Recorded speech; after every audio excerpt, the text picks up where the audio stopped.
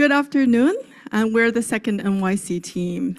So over the past few months, we've been working closely with our sponsor, the NYC Department of Design and Construction, our sponsor, Terry, Bosch, and also Jenna. Thanks for your support throughout the time. So we're trying to explore one impactful yet very complex question. How does the city scale the building information modeling, aka BIM? But before we dive into this question, I want to quickly introduce our team. So we're working as two teams for the same sponsor. First team is Kelly, Bear, and myself. The second team is Joanna, Ricky, and Moo. So even though we work for a different focus area, we're connected throughout the entire process. So we both share the fuller picture of the project. So every day in New York City, something is being built. A new park, a new school, or a street reconstruction. But behind every project, there's a group of designer, engineer, and construction manager. They're working hard together to get everything lined up.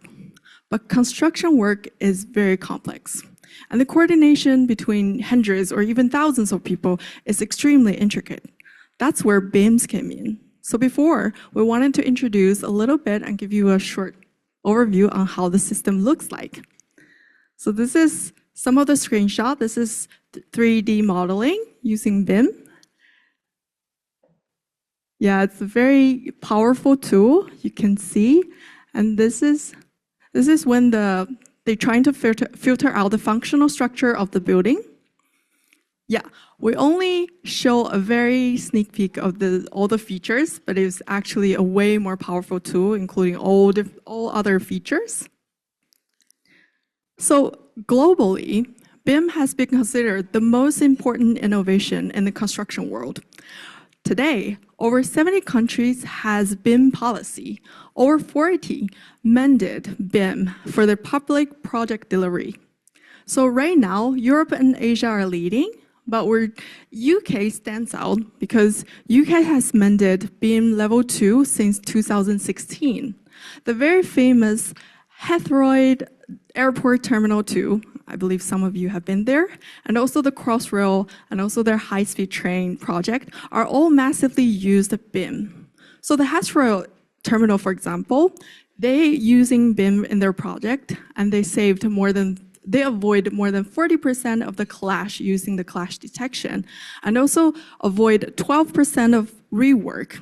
When we're talking about percentage, we're talking about a lot of money behind. But right now in the US, the adoption is still scattered because there's no nationwide framework right now adopt across the state. So each agency have to learn and scale by its own. And that will bring it to NYC. So under the Executive Order 23, the city is trying to figure out how do we scale BIM in the way that works for New York City, tailored to our own workflow, tailored to our own constraint, and also our own government structure. So our project have two focus. The first is to focus on expand use of BIM within Department of Design and Construction, where we're going to identify the workflow, the gaps, and also came up with a solution for change management. The second focus we have is the assessment over the hours for other agencies, because BIM is only meaningful when everyone in the project gets on the platform at the same time. And this is all how we two teams split the work. I just want to give you a quick look on how we team split the task. And the first things we do at the beginning of the project is to know where they are and what's going on. So we conduct a lot of interviews. Bear? Thank you. And when we did these interviews, we realized that we needed to work together. So we had 28 interviewees. 13 interviews collectively. 6 interviews with DDC infrastructure and public buildings. 5 interviews in total with the other covered agencies. 2 interviews in total with the private sector. We started with a batch of 30 questions. And we trickled it down to 10 customized questions per team. Yes, with all the interviews, all the workflows and differences between teams, we needed a framework to help us capture not only the technical issue, but also the people and knowledge behind. So instead of picking one framework, we leveraged 3 different knowledge framework throughout this process. The first layer is individual level. We use ACDAR, where help us to capture individuals' awareness, their motivation, what's the barrier for them. And the second layer is organization level, is when we step a little bit back and see how leadership and cultural and workflow can impact the knowledge transfer between teams. And the third is system level, where we use the SECI model. This model helps us to capture how individual knowledge is being created and shared, and also codified and institutionalized and turned it into the organizational knowledge became the real asset for the organization and helped it to pass down to more people. And here's some of our interview findings. As we interviewed public buildings and the infrastructure team, we wanted to make sure that we tailored our questions specifically to DDC with the mindset of what is your team's current go-to tool already? What's your workflow? What is the pressures that you face? And what is the work culture that you currently experience on a day-to-day? And because of that, what we heard wasn't just abstract responses, it was more personal, honest, and raw information of what their lived experiences is working through projects within DDC. The story that emerged started with something simple, that knowledge is scattered. Teams told us that files lived everywhere, Box, OneDrive, Outlook, PDF, that sometimes they express crashed. And the workaround was Bluebeam for certain teams. One person said, we share information when we're near each other, almost as if proximity had become the de facto knowledge system. However, none of this reflected resistance. It reflected structural gaps that makes everyday coordination a little bit harder than it needs to be. From there, we wanted to dive a little bit deeper. We noticed that it wasn't just adoption it wasn't that adoption was low, it was because it wasn't that people weren't unwilling. Because of the low learning environment that didn't exist for BIM to prosper yet, many rated internal BIM ranging from 3 to 7 from readiness. Training competed with deadlines. Some expressed that this might slow down their work. They're not sure what are the benefits. Someone expressed that once they get it, they'll be able to get going. So we just need to show them the way. So we instantly thought of ADKAR. It played a big role because the real time, the awareness, and the desire to embrace a new system, but just waiting for the knowledge and the ability to be supported was there. And as we walked through the stories and learned more about the company overall, we saw that there was a digital intelligence breakdown of the life cycle handoffs. So this was when the design team passed on all of the data to the construction team and then passed it on to the operational, and there was a disconnect. And taking that into consideration, we heard, like, if a pipeline has issues on the inside, you can't really see it through 2D. So how can we showcase that information? And that's kind of where we thought of CC, because we talked about how tactical knowledge isn't captured, and if it isn't transformed, the phases can have to start all over. The information is not transferred, and the projects can be forgotten. So we broke down some of the things that we noticed that was blocking scalability. And that was the fact that we needed to find a structural way to work with also the constructors. We had people that were saying that if we require BIM, we're going to have to charge more for the constructors to be able to learn and utilize the system. How can we break these barriers? And taking all of this into consideration, we noticed that across all of these boards, that there was a vision for BIM. It felt that they wanted to make it more practical and not abstract. What are the ways that we can actually utilize this? And our DDC specific interviews surfaced both hope and hesitation. And we want to give them the knowledge to lean into that hope and with a more global and tangible insight. Kelly? Now, you've heard and you've learned what building information management is and construction information management. You've also heard what the DDC interviews were like. But I want us to take a step back for a little bit. Look at the bigger picture and look at where BIM succeeded. When we look to BIM leaders across the globe, UK and Singapore stood out, but across the globe, 4 things were consistent. 4 principles showed up every single time.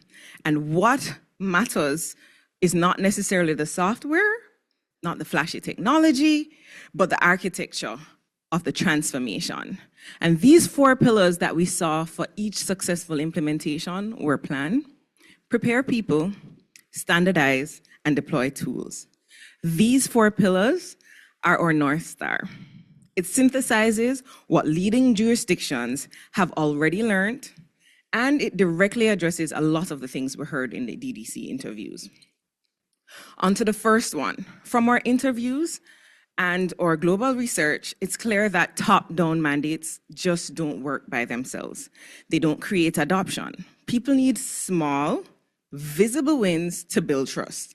And that's why the UK began with carefully selected pilots. They used these pilots to kind of iron out the issues, build confidence, and then gradually expand the mandate by discipline. And critically, they planned.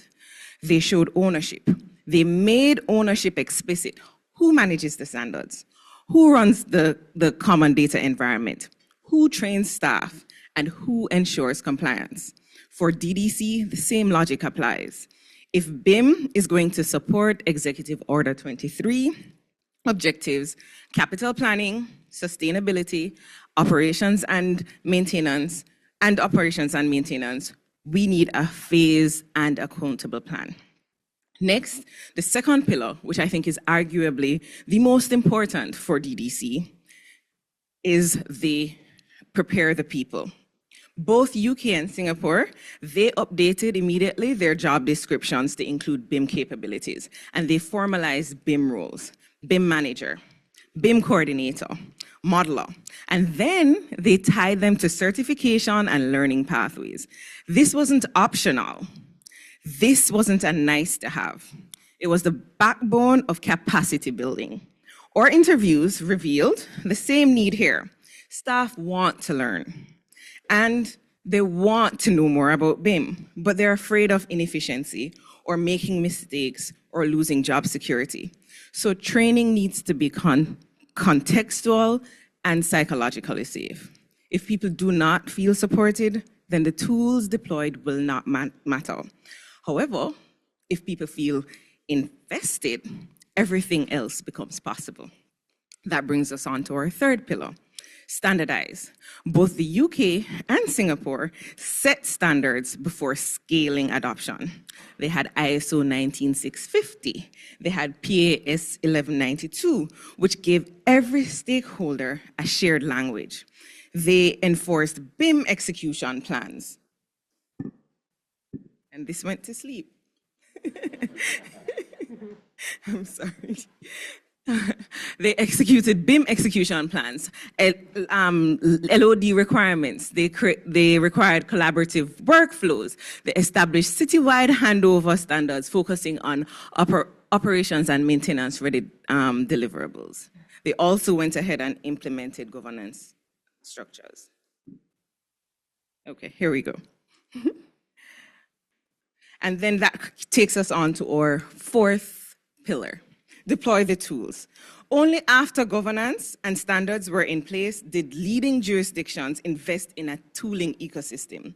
UK mandated their common data environment, and though Singapore didn't do the exact same thing, they did something akin to that.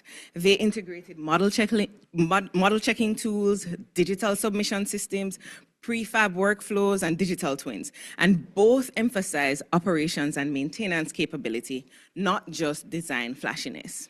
Now, We have the 4 pillars. We've seen the global practice. Let's talk about what that means for DDC. Everything on this slide reflects one insight. BIM is not just a design tool. It's a knowledge system, and it only works when the entire ecosystem is structured to support it. This system has 3 parts: the infrastructure that stores and governs the knowledge, and how the second one is how the knowledge flows across the life cycle. The third one is the governance model that keeps it consistent. And these components map directly onto the 4 pillars we discussed earlier. Planning defines the structure, preparing people enables the flow, standardization creates the rules, and deploying tools provides the technical backbone. From here, each of our strategic recommendations aligns with and operationalizes one or more of these pillars. Let's have a look at unified knowledge infrastructure. This means planning for one shared digital environment that DDC can rely on, not 10 fragmented repositories like SharePoint, boxes, living on personal drives, consultant servers, or PDFs. This is where standardization becomes critical. Defining how files are managed, how they're named, how asset data is structured, and how handovers are delivered so that information remains usable all the way into operations. And finally, it's shifting procurement. Today in the DDC, contractors are rewarded for cost minimization, not for delivering usable high-fidelity models. The UK and Singapore both corrected this immediately by evaluating BIM capability as part of their bid eligibility. This recommendation eliminates fragmentation, ensures continuity from design to operations, and supports the EO 23. The next one is our second recommendation targets the big operational gap we saw, the breakdown in knowledge flow across the life cycle. This recommendation centers on 2 of the pillars: prepare people and standardize. We heard repeatedly in the interviews that BIM value disappears because of handoff expectations that weren't clear, workflows that weren't supported. Design teams would produce detailed models, but then the construction team would flatten them, and the operations team just didn't receive usable digital information. So what do we propose in this one? Clear handoff protocols between design, construction, and operations. Second, a BIM learning pathway tied to roles, not generic tutorials from LinkedIn or YouTube, but a learning pathway that involves the people. Third, a formalized knowledge role and capabilities. So you can see more in your job descriptions, BIM capabilities, roles like BIM manager, data steward, model auditor, etc. This shifts BIM knowledge out of individuals' heads and into repeatable workflows, which is essential if the DDC wants long-term capability, not isolated champions. The final recommendation is governance, and this is where all 4 pillars collide and converge, but it particularly reinforces plan, standardize, and prepare the people. Global leaders like UK and Singapore didn't succeed because teams worked harder. They succeeded because governance gave them clarity. We propose a DDC BIM governance board with clear decision authority. Governance decides who builds the models, who updates them, who approves handovers, and what compliance looks like. When expectations are clear, when roles are defined, when processes are reinforced, fear decreases, confidence rises, and it accelerates adoption. Targeted pilot projects under governance have created measurable, visible wins that can be replicated. Now, how are you going to do this? Our roadmap follows the 4-pillar framework in sequence.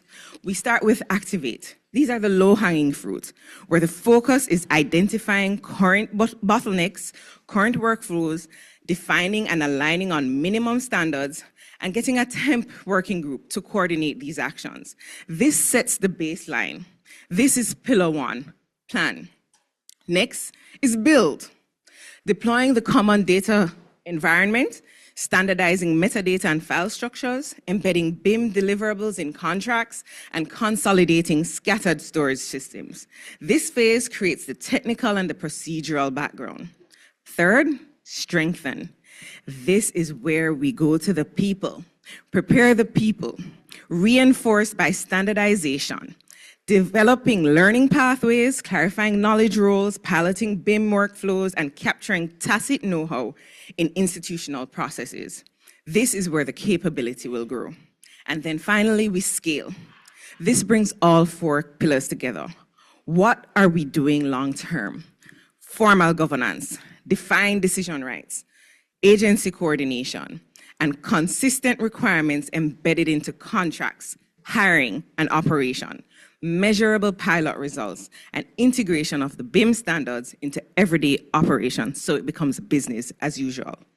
This roadmap moves DDC from scattered, siloed BIM use to mature BIM knowledge system that supports capital delivery, sustainability goals, and EO23 compliance.